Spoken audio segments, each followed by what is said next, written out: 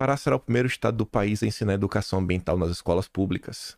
O Pará vai implementar, a partir do ano que vem, aulas de educação ambiental. O foco é conscientizar os estudantes sobre esses temas, mudança climática e tudo mais. Formar uma bancada de gretas lá no Pará. Você acha que essas pessoas estão realmente preocupadas com o meio ambiente? O norte, centro, pegando fogo. Será que essa turma está preocupada? Zero. É uma agenda de controle. E uma agenda. Não é nem dinheiro, é realmente de controle. Controle. Mais controle sobre sua vida. Só que tá todo mundo preocupado com a PEC. A PEC tomou as ações no noticiário. Tem que comentar. Mas, gente, o Brasil não para. Não para. E aqui que começa a ficar um pouquinho mais engraçado. Tava eu leio até as matérias inúteis. Eu leio. E muitas vezes eu pesquiso alguma coisa a mais. E tem uma coisa que eu gosto de fazer, que é pesquisar nomes. Eu sempre pesquiso o nome da mesma forma. Normalmente, tende a dar certo. E eu vou até mostrar pra vocês. Mas eu vi essa nota, ó. Estadão. Empresas mais. Brasil tem tudo para liderar a agenda verde. Diz diretor do CEBDES. Eu nunca ouvi falar do CEBDES, né? CEBDS. Nunca tinha escutado falar desse grupo. O diretor executivo é o Ricardo Mastrotti. E aí ele falou, né, isso, o debate do Prêmio Estadão Empresas Mais. O executivo destaca, no caso do Brasil, o fato da agenda climática ter chegado à mesa do Ministério da Fazenda, o que mostra que a ficha caiu, porque a gente só estava no Ministério do Meio Ambiente. De acordo com o Mastrotti, agora o mercado de carbono sai. Não tem resposta certa no mundo, mas a resposta errada é não fazer. Eu acho que a resposta certa é não fazer, é o contrário. Aí eu fiquei assim, né? Eu falei, quem é esse cara, né? Porque qualquer orelha seca que vai no evento desse. Não é qualquer orelha seca, eu fiquei pensando, né? Que grupo é esse? O que é CBDS? Aí, normalmente, se eu quero saber se uma pessoa é descarada ou não, normalmente eu vou no Google, e essa aqui tá a pesquisa, né? Eu boto o nome da pessoa, entre aspas, e do lado eu boto Open Society. Eu não achei ele com a Open Society. Talvez se eu continuar pesquisando mais, eu achei pessoas da CBDS interagindo no LinkedIn com pessoas da Open Society. Eu achei isso, comentários mesmo. Uma pessoa falou, gente, fui contratada para trabalhar na Open Society. Aí tava lá a menina da CBDS, parabéns, amiga. Eu falei, ih, rapaz, todo mundo se conhece, hein? Que bacana. Só que aí, eu sempre gosto de botar, e Open Society, que é a turma do Soros. Eu falei, é amigo do Soros ou não é? Só que aí, como vocês podem ver aqui nessa pesquisa, na hora que eu pesquisei, só apareceu 2 resultados. 2 resultados. Interessante. O primeiro é um site Amazônia Online. Não me interessou. Olha o segundo site. O BNDES. Do PAC do Lira. O BNDES do PAC do Lira. Que vai ter o PAC... a linha de crédito verde do Lira. Com juros diferenciados. E tava ali, ó. Como vocês podem ver, agendas. Quando eu cliquei, abri um arquivo do Excel. E tava lá toda a agenda do ano. Eu falei, nossa, o Excel é tão bom porque eu conheço Excel e Excel é um aplicativo, né, que é fácil fazer pesquisas dentro dele. E eu nem me importei mais com o Mastrotti. O Mastrotti aqui só nos ajuda a encontrar essa questão do BNDES, que eu acho que é muito importante. É um banco. Um banco, é um banco. O banco influencia muito em muita coisa. Direcionamento do fluxo de dinheiro, de investimento. Aí eu fui, né, pra ver que história é essa aí de Open Society. Pois não tem. Tem pelo menos 3 agendas. 3. Tem mais de 3 linhas, mas porque assim, cada funcionário grande do BNDES, ele aparece numa linha. Tem uma mesma agenda que tem mais de uma pessoa participando dela. Não é só o Aloysio Mercadante. Mas enfim, a letra tá pequenininha aqui nesse, mas dá pra ver. E olha que engraçado. Em 16 de maio deste ano, 16 de maio, a Natália Dias, que é diretora de Mercado de Capitais e Finanças Sustentáveis. O BNDES do Lula tem finanças sustentáveis. Eu não sei o que é isso. Porque eu não sei o que é sustentável na cabeça do Lula. Na verdade, eu até sei, né? Mas acho que é um conceito muito subjetivo. Ela não teve a reunião nesse dia. às 11h30 da manhã, que contou uma reunião híbrida com o Instituto Ibirapitanga, do André, alguma coisa lá. Aí tava Instituto Moreira Salles, olha, Instituto Moreira Salles, o IMS, Fundação Itaú, Open Society, Fundação TID Setúbal e equipe NDS. Gente, olha só. O Grupo Itaú hoje é a junção da família Setúbal com a família Moreira Salles. Você tem a Fundação Setúbal, você tem a Fundação... você tem o Instituto Moreira Salles e você tem a Fundação Itaú junto com a Open Society. Eu falei, rapaz, que viagem é essa, viu? O que é que foi discutido numa reunião como essa? Uma pessoa responsável por finanças sustentáveis. Eu realmente não sei, mas eu achei essa agenda muito engraçada. Vendo as pessoas que estão fazendo parte dela. Aí depois, no dia 17, no dia seguinte, talvez aqui foi para pavimentar algum tipo de discussão, a gente não sabe. O Nabil Moura Kadri, que é da área do meio ambiente, junto, na mesma agenda, estava o Aloysio Mercadante. Às 4h30 da tarde estava a Open Society mesmo, com a participação do Mark Malloch Brown e do Pedro Bramavai. Pra falar o quê, cara? Assim, eu realmente queria saber o que é que se discutiu numa reunião como essa. Porque quando a gente olha pro governo Lula, a gente tá vendo que todas as políticas do Soros vêm sendo aplicadas. E essa é a minha principal tese e o meu principal resumo sobre o ano 2023 e o que representa o governo Lula. Pra mim, eu falei, gente, o meu governo Lula, ele é marcado por uma mudança. Aquele Lula comunista ainda existe. Mas essa não é mais a agenda prioritária. Quando o Lula puder ajudar a Venezuela, ele vai ajudar. Quando o Lula puder ajudar a Nicarágua, ele vai ajudar. Cuba também. Mas os parceiros prioritários do Lula vêm sendo os tais globalistas.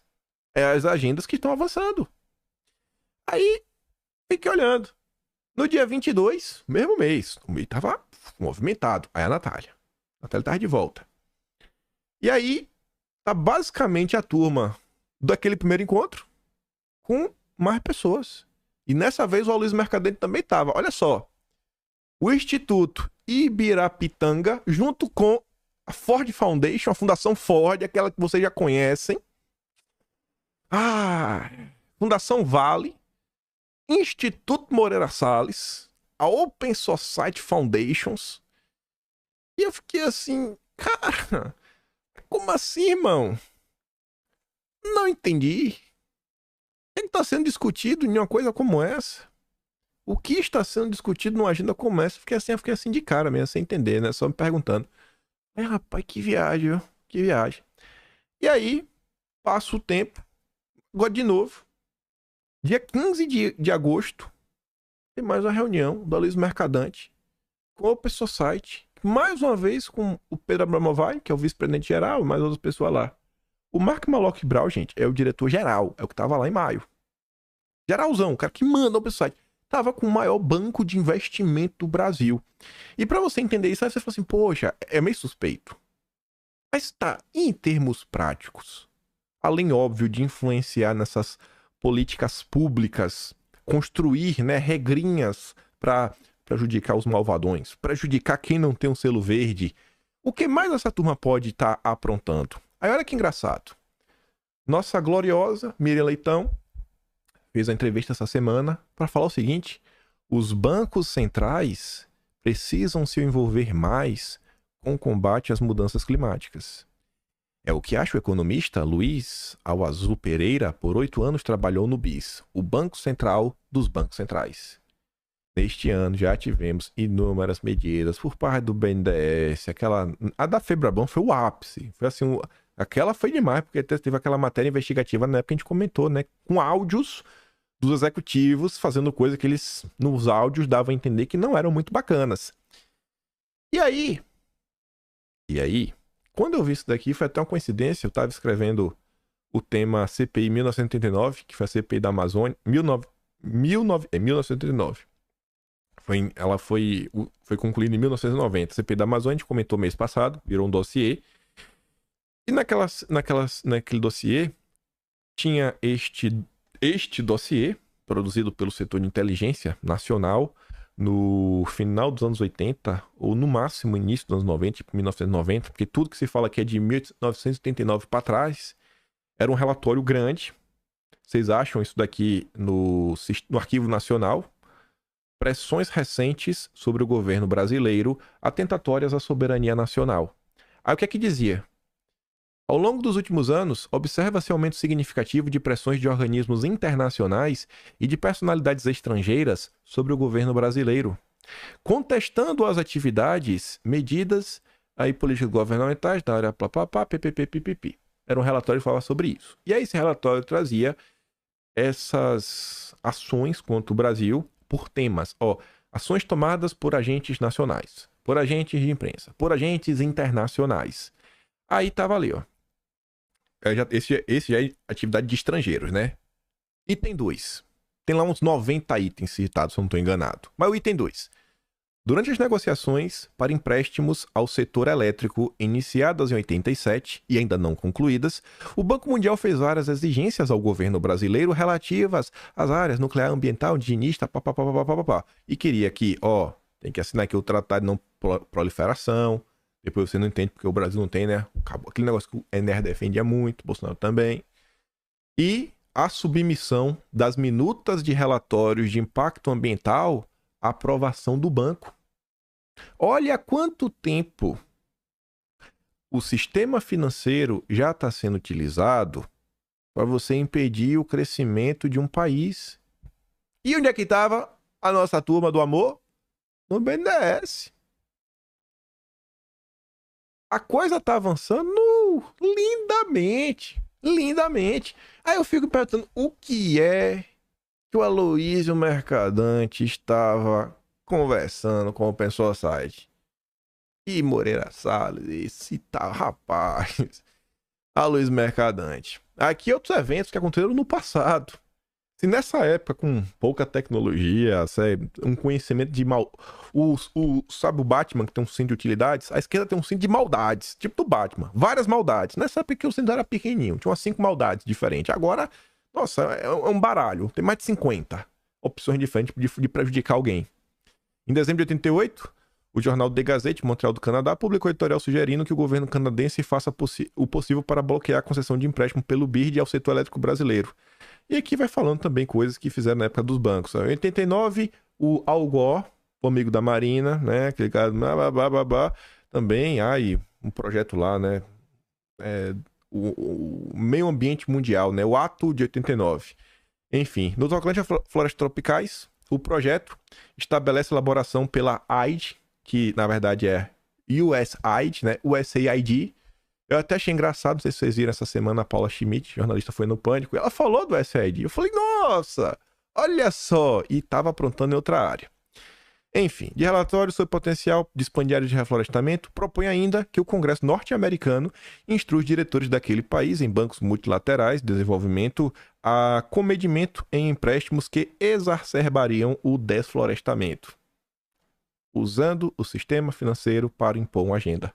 Não é nada novo. Nada do que está acontecendo hoje com a Mercadante já não foi feito no passado. Só que agora tem o apoio do PT.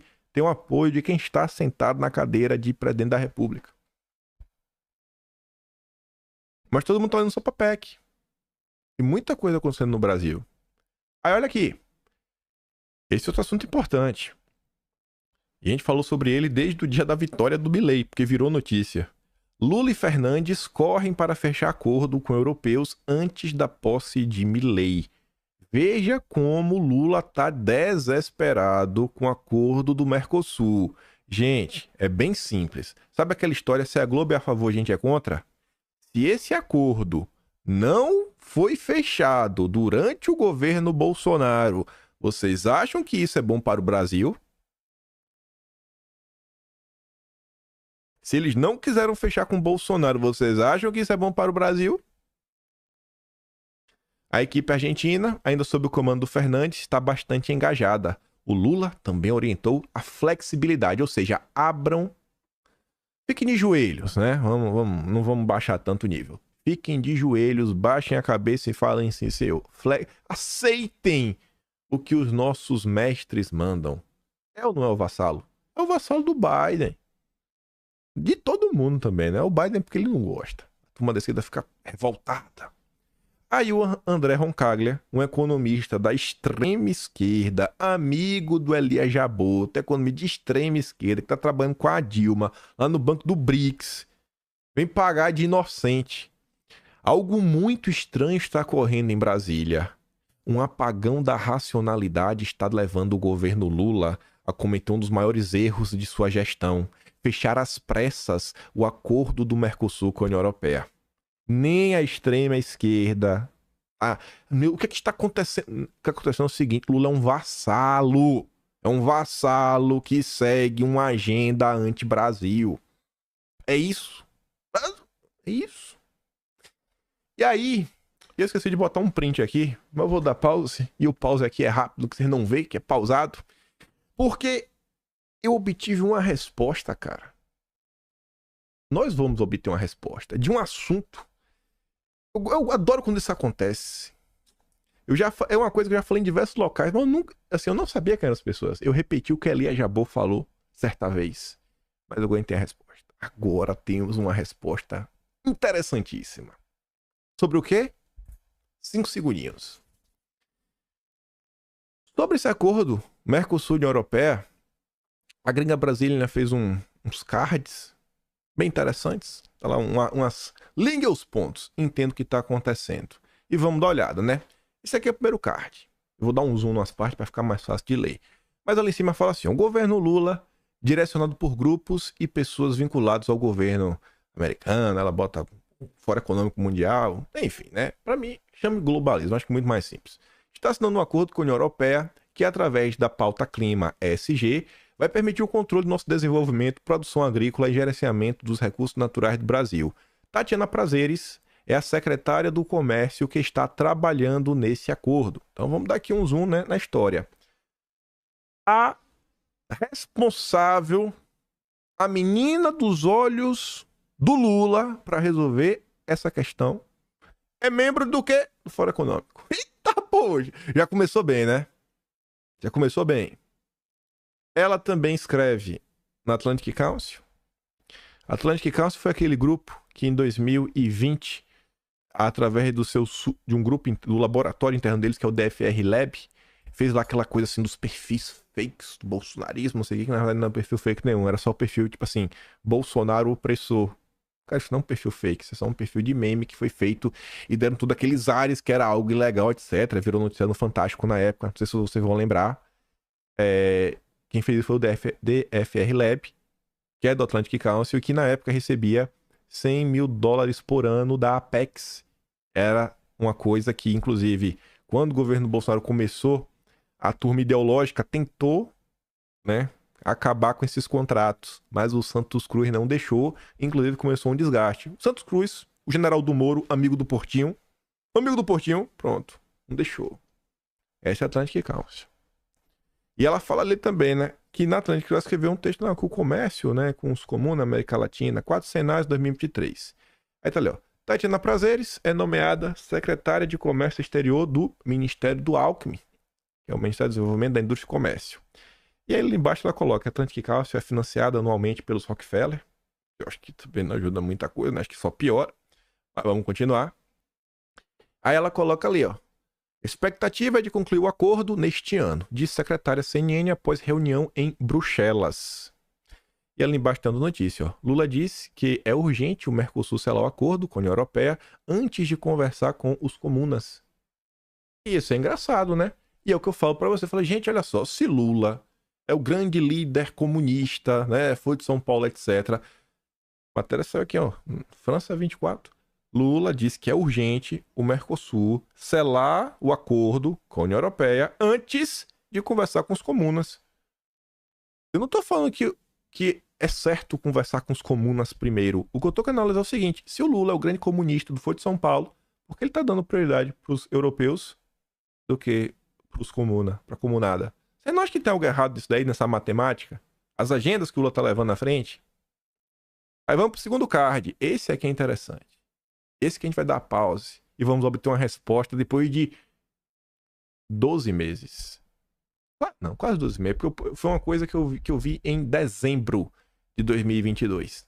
Desde dezembro de 2022 eu tava atrás dessa resposta e achei agora. Aqui tá o zoom, né? Ela fala assim, ó. Grupos vinculados aos democratas são que realmente estão ditando a política externa. Os globalistas estão ditando as estratégias do governo Lula 3, né? Aí ela fala assim, ó, a plataforma Cipó, um lobby influente, financiado pela Open Society, do Soros, amigo do Mercadante, e outras fundações estrangeiras, direcionam o governo a assinar esse acordo com a União Europeia. Aí olha que engraçado. Olha que engraçado. Clima e estratégia internacional. Novos rumos para o Brasil. Quantos nomes tem aqui? 1, 2, 3, 4, 5. Só que o quinto nome é prefácio. Então é o Celso Amorim. Quem realmente escreveu são 4 pessoas. Dessas 4, você tem o Jacques Wagner. Beleza. Além de Jacques Wagner, você tem a Adriana Abdenur, que é essa daqui de baixo, que é a fundadora do Cipó e a assessora do governo Lula. Você tem Isabel Teixeira, a gringa coloca como conselheira na ONU, mas além de conselheira na ONU, segredo, viu? Não vou falar baixo, que é segredo. A Isabel Teixeira, ela também tá no BNDES. Aí, ó, não fala alto não, pra não saber. Protege o mercadante. E tava brigando com a Marina pra ver até se ia ser ministro do meio ambiente. E lá embaixo, quem escreveu junto com o Jacques Wagner e essa turma linda, Pedro Abramovay. Lá abaixo, não, ó. Pedro Abramovay, aquele cara da Open Society, que agora é vice-presidente internacional, que tava no BNDES com o mercadante, viu? Mas vamos voltar. Fala baixo pra ninguém saber.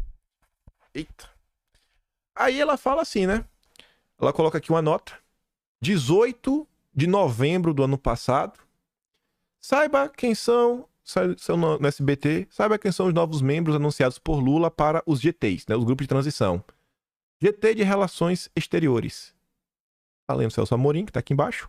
O Pedro Abramovay. O Pedro Abramovay, atualmente vice-presidente internacional do Open Society, estava na transição do governo Lula. Vai vendo. Aí ela coloca aqui, ó. Ontem realizamos uma confraternização de lançamento do projeto Clima e Estratégia Internacional, desenvolvido sob liderança da Cipó. Eu não vou ler esse tweet aqui ainda. Não, esse aqui é a finaleira, calma, você não entendeu por quê. Essa daqui é a Adriana Abdenur. Aqui embaixo tem uma chamada Mayara Folli, que é cofundadora da Cipó. Aí ela mostra aqui, ó, o Cipó tem como financiador Open Society, né, o Tazong e etc, tudo mais. E aí, essa Mayara Folli, que é essa daqui, deixa eu ver. Tá aqui do lado, né? Ela tá em 2 fotos. Essa daqui é a Mayara Folli. Assim, ó, ela escreveu um texto recentemente. Novo governo Lula, perspectivas para a política externa brasileira e as relações com a União Europeia, que é a Fundação para Estudos Progressistas Europeus, né? A esquerdalha europeia. O documento conclui com recomendação para fortalecer uma cooperação mutuamente benéfica entre Brasil e a União Europeia. Aí tá aqui, ó. Marília Clós, Mayara Folli, né? Que é da plataforma Cipó. Aí olha que engraçado. 20 de março deste ano. Entre os dias 8 e 9 de março, a diretora executiva da Cipó esteve em Bruxelas em reuniões com atores europeus. Para falar do quê? Com atores europeus, a Cipó. Cooperação entre Mercosul e a União Europeia. Será que falou do acordo? Não sei.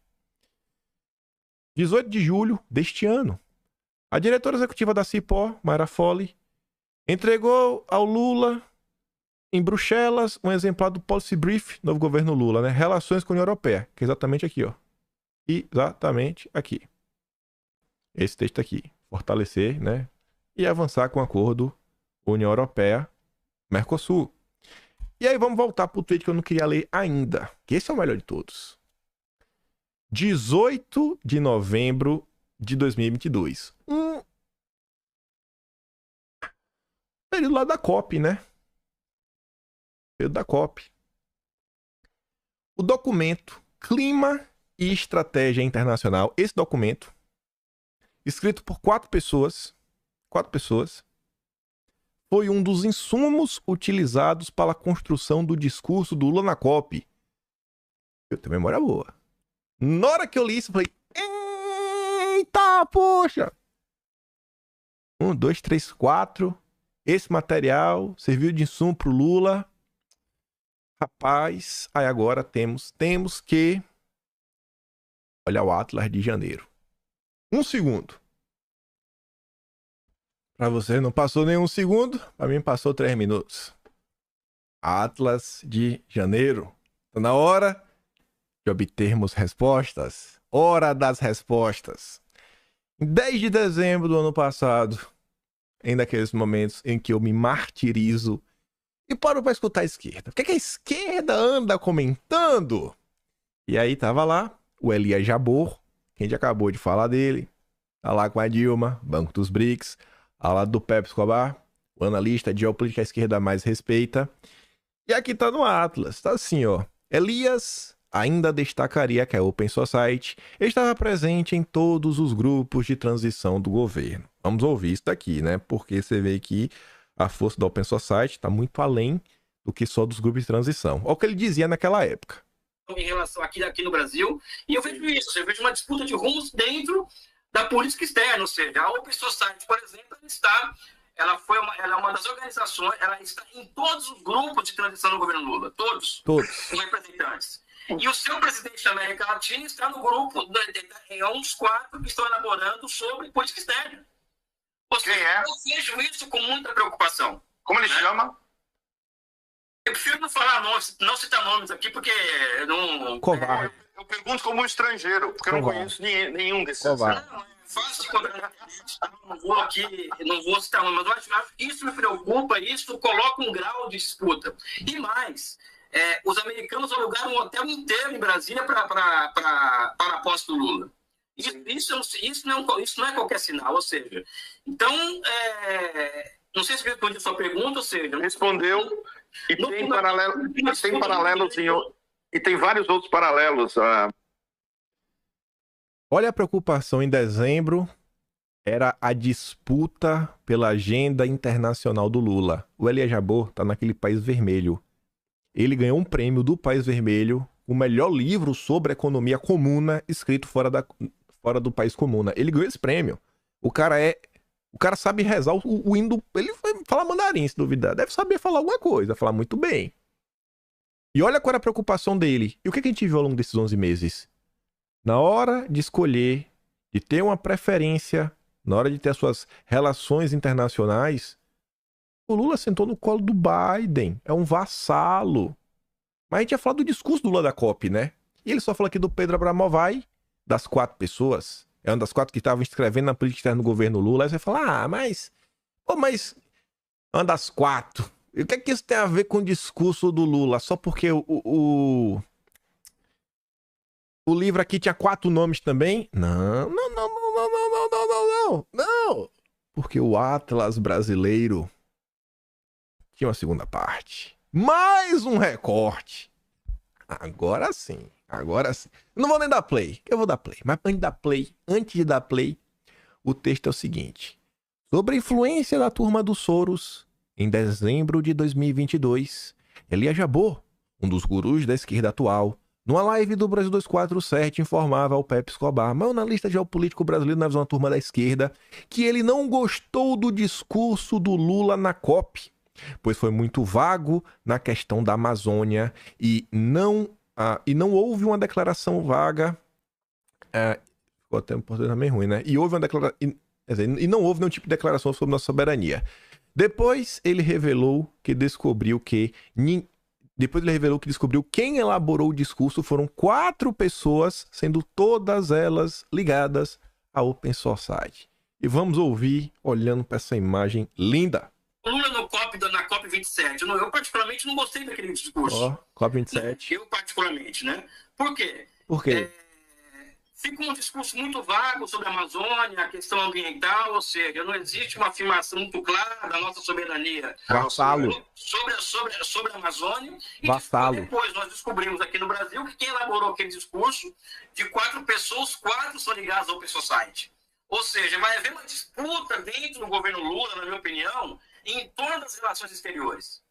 É uma Vai haver uma disputa no governo Lula em torno das relações exteriores. Não tem disputa nenhuma. A Open Society tá nadando de braçada. Assim, gente. Ó, a própria menina falando, né, que esse livro aqui foi um dos insumos, foi o material utilizado para fazer o discurso. O Pedro Abramovay tava lá. Pro Elia Jabbour não querer nem citar o Pedro Abramovay, assim, pode não ser o Jacques Wagner a quarta pessoa, mas veio daqui. Veio daqui. Aqui, ó, o coração da besta tá aqui dentro. Eu acho que você tira o Jacques Wagner e coloca o Celso Amorim. Com certeza o Celso Amorim dá um pitaquinho do que tá acontecendo. E você vê, né, com quem o Celso Amorim tá andando. A esquerda petista. Mas calma que não para aí. Tem o último card. O último card que é esse daqui. Aí ela mostra lá que a Tatiana, que é do Fórum Econômico, Ministério do Alckmin, trabalhando pelo acordo Mercosul-União Europeia, falou lá, né, olha, comércio e alinhamento Estados Unidos versus os comunas, né, isso com a América Latina. E aí então disse ali, ó, acordos comerciais, obras e dinheiro, como Lula tentou convencer o Uruguai a desistir de acordo com os comunas. É que eu não tô julgando se Lula fez certo ou fez errado. O que eu quero te questionar é o seguinte, se Lula é o grande líder do Partido Comunista Internacional, sabe, o filho do Marx, por que ele quis impedir o Uruguai de fechar um acordo com os comunas? Porque o Lula é o vassalo do Biden. Um vassalo, esse cara é um vassalo da agenda globalista. Não é que ele não goste dos comuns, ele é um vassalo. O que mais precisa acontecer para entender onde está a maldade desse governo? Aí que a gringa brasileira coloca a opinião dela sobre o que estaria acontecendo na visão dela. Tem realmente uma batalha geopolítica acontecendo. No final fala o seguinte, ó. E por mais que os marqueteiros do Partido Democrata que aqui operam, é como ela fala da turma da esquerda, tentem vender a imagem que esse governo é soberano, e por mais que Lula vocifere contra o império americano na mídia, o que realmente importa não é o que é dito em discursos muito bem planejados por espertos marqueteiros, mas são as ações desse governo Lula que apontam quem realmente está no comando dessa colônia, e infelizmente não é o Brasil. Enquanto a gente ficar preso ao discurso, sem olhar as ações concretas, a gente vai tomar 1-0. E a gente tá perdendo, bicho. Estamos perdendo todas. Tinha mais coisas, que é o que o Lula tá aprontando. Coisas que aconteceram, ações que foram tomadas, inclusive no âmbito tributário, que é conectar com o que o Lira falou e que o outra carinha também falou ao longo do texto, né? Mas a gente comenta já tá com 1h08 de vídeo, né? Já tá longo demais. Eu creio que ia dar mais 1 hora e quebradinho também, 59 minutos, mas é isso. Fim do vídeo. Eu só queria uma coisa na tua cabeça, reflita. Tudo que está acontecendo. Não precisa abandonar nenhuma agenda, mas até agora, pessoal, desde janeiro deste ano, nenhuma dessas ações em prol de uma agenda globalista, que a direita sempre falou que é ruim, até agora nenhuma ação realmente concreta, sabe, bem feita, por parte dos nossos parlamentares foi tomada. Em relação a esses temas, os parlamentares de direita estão de braços cruzados. Não é questão de braços cruzados, eles estão sempre trabalhando. Mas assim, eu acho que isso aqui também tinha que ter um certo coisa, porque está avançando e está avançando rápido. E uma vez que essas coisas passem, uma vez que essas coisas sejam implementadas, a sua vida vai ficar pior. Eu sei que já está ruim, mas vai piorar ainda mais. E eu me preocupo com isso. Por isso que eu continuarei insistindo nessas questões. Não tem como. A gente fala, você vê, a gente fala da Globo, a gente fala da PEC, mas a gente também fala de outros assuntos que passam desapercebidos da maior parte da população brasileira.